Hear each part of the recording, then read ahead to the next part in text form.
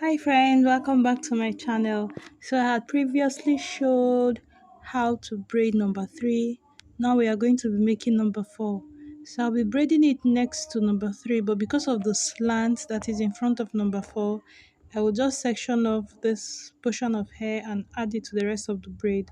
But for the number 4, we are going to make like the shape of a triangle, a right angled triangle facing your left hand side.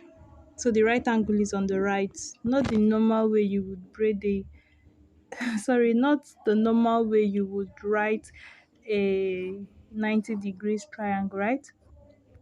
Or the triangle that has one side that is 90 degrees. So the 90 degrees is going to be on your right hand side and then you slant it. So it already looks like number 4.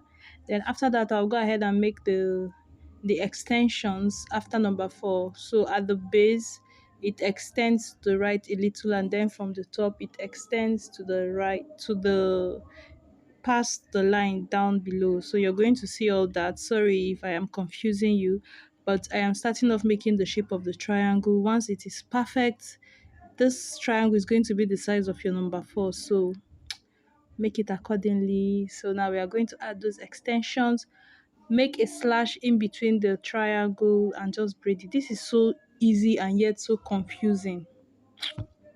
I remember the first time I braided number 4, I was giving myself headache, whereas this method is so simple. Simple explanation, simple to braid, fast, fast, fast, fast, fast, fast.